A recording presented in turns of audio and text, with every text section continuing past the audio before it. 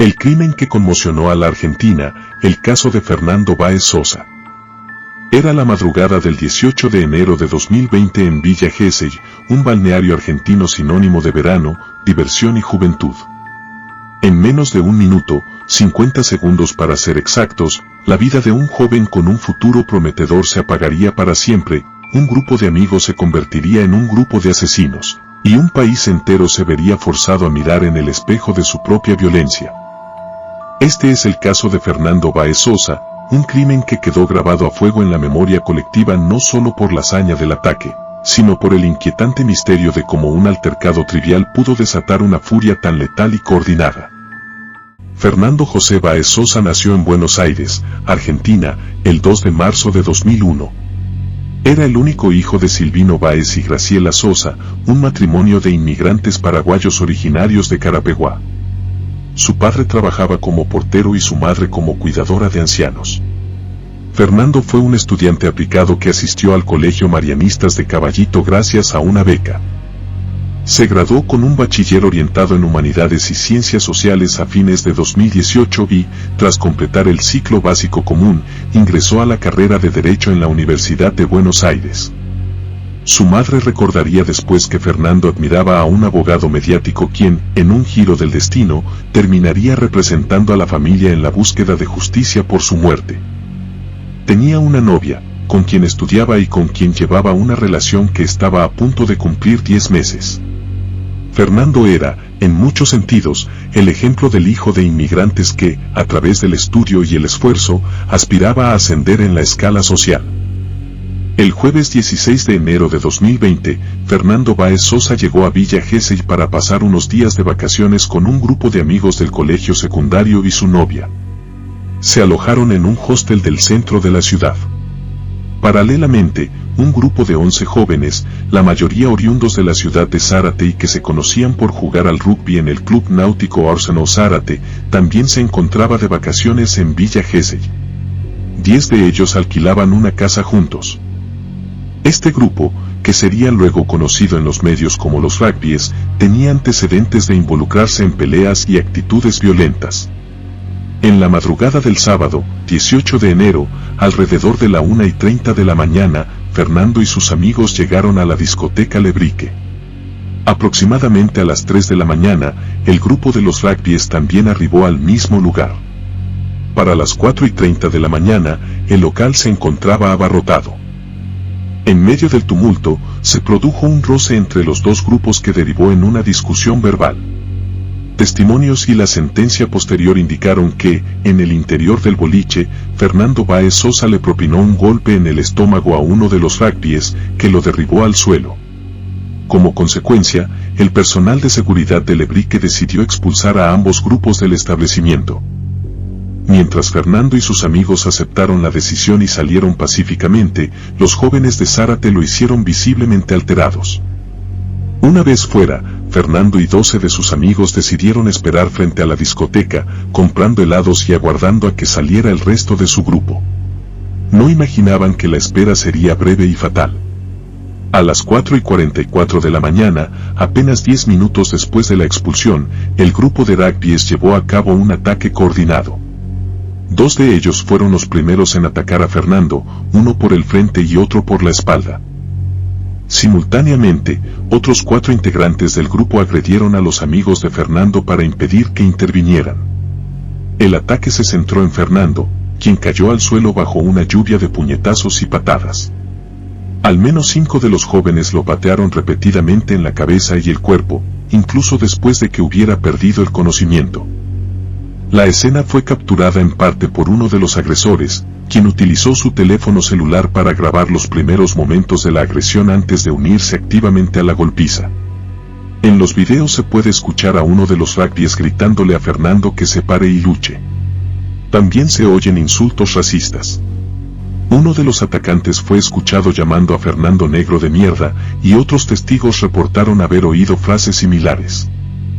La violencia fue extrema, pero su duración fue inesperadamente corta. Toda la agresión, desde el primer golpe hasta que los agresores huyeron, duró apenas 50 segundos. El ataque dejó a Fernando Báez Sosa tendido e inconsciente en la calle. Sus amigos, también golpeados pero con lesiones leves, lograron auxiliarlo. Fernando fue trasladado a un hospital, pero las lesiones eran demasiado graves. La autopsia determinó que la causa de la muerte fue un paro cardiorrespiratorio producto de un shock neurogénico, a su vez causado por una hemorragia cerebral masiva resultante del trauma contundente múltiple en la cabeza y el cuerpo. La fuerza de los golpes fue suficiente para causar un daño fatal. Mientras la vida de Fernando se apagaba, sus agresores emprendieron la huida. Sin embargo, no se dispersaron en silencio. Testigos declararon haber visto y oído al grupo regresar hacia su alojamiento alardeando en voz alta sobre lo sucedido. Una vez en el lugar, se deshicieron de las prendas manchadas de sangre y se cambiaron de ropa en un intento por eliminar las pruebas. En el departamento, varios se lavaron las manos y los brazos para eliminar rastros de sangre, y uno de ellos, Ciro Pertossi, fue observado limpiándose meticulosamente los dedos manchados. Aproximadamente a las 5:30 de la mañana, algunos de ellos fueron captados por las cámaras de seguridad de un local de McDonald's cercano, actuando con aparente normalidad. La percepción pública de una fría falta de empatía se vio reforzada por una selfie grupal, tomada apenas 20 minutos después de la golpiza, en la que 8 de los jóvenes aparecen sonrientes. Además, en conversaciones de grupos de chat que luego serían incautadas por la policía, uno de los implicados se refirió a Fernando diciendo que había caducado, un término que indicaba que el grupo era consciente de la gravedad del desenlace incluso antes de que se hiciera público. La investigación policial fue rápida. A las 10:38 de la mañana de ese mismo día, 18 de enero, los 10 jóvenes identificados como sospechosos fueron detenidos por la policía de la provincia de Buenos Aires. La fiscalía procedió a recopilar un cúmulo de pruebas. Se requisaron las grabaciones de las cámaras de seguridad de la zona y los teléfonos móviles de los detenidos. En los celulares se encontró el video de la golpiza grabado por uno de los acusados, que se convertiría en una prueba fundamental. En el departamento alquilado por los rugbyes, la policía encontró la ropa ensangrentada que habían intentado ocultar. El análisis forense reveló evidencias contundentes. En las zapatillas de Máximo Thompson se encontraron salpicaduras de sangre que coincidían con el ADN de Fernando Báez Sosa, mientras que el análisis de ADN también identificó material genético de Blas Sinali bajo la uña del meñique izquierdo de Fernando, lo que sugería que la víctima, en un intento de defensa, había lastimado a su agresor. Inicialmente, la fiscalía consideró acusar a los 10 detenidos. Sin embargo, el 10 de febrero de 2020, se solicitó la prisión preventiva para 8 de ellos: Máximo Thompson, Ciro Pertossi, Lucas Pertossi, Luciano Pertossi, Matías Benicelli, Blas Sinali, Enzo Comelli y Ayrton Vialas. Los otros 2 quedaron en libertad por falta de pruebas que los implicaran directamente en la agresión, y finalmente todas las acusaciones en su contra fueron desestimadas. Un 11º joven, que era menor de edad en el momento de los hechos, tampoco fue acusado. La autopsia, que mostraba un trauma generalizado, hizo imposible determinar qué golpe específico había causado la muerte, lo que llevó a la fiscalía a enmarcar el caso como un homicidio con agravantes, en el que la acción colectiva era la responsable del resultado letal. Los 8 acusados fueron trasladados a la penitenciaría de Dolores para esperar el juicio. El juicio oral se llevó a cabo ante el Tribunal Criminal N Grados 1 de Dolores y comenzó el 2 de enero de 2023. El proceso fue seguido masivamente por los medios y contó con alrededor de 130 testigos.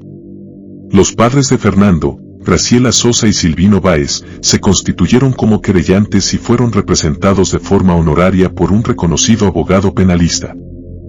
La estrategia de la defensa se centró en argumentar que no existió intención de matar y que los hechos debían ser encuadrados como un homicidio en riña, un delito con una pena mucho menor. La fiscalía, en cambio, sostuvo que los videos, la coordinación del ataque, la selección de Fernando como blanco único y los esfuerzos por impedir la intervención de sus amigos demostraban premeditación y alevosía, configurando lo que calificaron como una ejecución. Durante el debate, las pruebas forenses fueron cruciales. La sangre de Fernando en las zapatillas de Thompson y el ADN de Sinali bajo la uña de la víctima fueron presentados como evidencia física irrefutable de la participación directa de estos acusados en la agresión mortal. El 6 de febrero de 2023, los jueces emitieron su veredicto de manera unánime. Los 8 acusados fueron declarados culpables de homicidio doblemente agravado por el concurso premeditado de 2 o más personas y por alevosía. El tribunal realizó una distinción en la participación de cada uno. Máximo Thomsen, Ciro Pertossi, Enzo Comelli, Matías Benicelli y Luciano Pertossi fueron considerados coautores del homicidio y sentenciados a prisión perpetua. Ayrton Biollas, Blas Senale y Lucas Portaza fueron considerados partícipes secundarios y condenados a 15 años de prisión. En Argentina, la prisión perpetua tiene una duración máxima de 35 años y, debido a modificaciones legales, el delito por el que fueron condenados no permite la libertad condicional, por lo que los 3 condenados a 15 años no recuperarán su libertad hasta enero de 2035, una vez que cumplan la totalidad de la pena. Tras la sentencia, tanto la defensa como la querella y la fiscalía presentaron recursos. La defensa insistió en su teoría del caso, mientras que los abogados de la familia Báez Sosa apelaron por considerar que los 3 condenados a 15 años también debían haber recibido prisión perpetua. La Suprema Corte de Justicia de la Provincia de Buenos Aires y la Corte Suprema de Justicia de la Nación se encuentran actualmente resolviendo estos recursos, por lo que las condenas aún no están firmes. Mientras tanto, los 8 condenados continúan recluidos en una unidad penitenciaria. Algunos de ellos han pasado periodos en aislamiento y la mayoría participa en talleres educativos y laborales dentro del penal. El impacto del asesinato de Fernando Báez Sosa trascendió ampliamente el caso judicial. Para sus padres, Silvino y Graciela, la pérdida de su único hijo fue un golpe devastador del que no se recuperarán jamás. La madre declaró que Fernando era la única víctima y que lo mataron de la peor manera posible, pateándolo, mientras les rogaba que parasen. Su padre escribió que a su hijo lo mataron a golpes por razones racistas, que fue odio, y sugirió que quizás los agresores se sintieron superiores porque eran rubios y Fernando tenía la piel morena. A nivel social, el caso se convirtió en un punto de inflexión que generó una movilización inmediata y masiva. Miles de personas se congregaron en una marcha nacional para repudiar el crimen y pedir justicia bajo la consigna Justicia por Fernando. El asesinato obligó a una reflexión incómoda sobre el racismo, la violencia, el clasismo y una cierta cultura de impunidad asociada a sectores privilegiados de la sociedad, simbolizados aquí en la figura del rugby. Aunque el factor racial no fue formalmente incluido como agravante legal, un organismo nacional contra la discriminación calificó el ataque como una clara agresión racista. La tragedia puso en evidencia una tendencia de violencia grupal en entornos nocturnos que, lejos de extinguirse, parece repetirse. En los años siguientes a la muerte de Fernando, otros jóvenes perdieron la vida en circunstancias terriblemente similares, lo que demuestra que el caso Báez Sosa no fue un hecho aislado, sino el síntoma más visible de un malestar social profundo y no resuelto. La memoria de Fernando Báez Sosa perdura no solo como un recordatorio de una vida truncada por la brutalidad, sino como un símbolo de la lucha constante contra la violencia y por una sociedad que reflexione sobre sus propias sombras. ¿Hasta qué punto este caso nos obliga, como sociedad, a revisar nuestras propias conductas, responsabilidades y formas de prevenir la violencia? Deja tu opinión en los comentarios. Haz clic en el pulgar arriba, comenta y comparte con todos tus conocidos este video. Suscríbete y activa la campanita de notificaciones para que te avise de un nuevo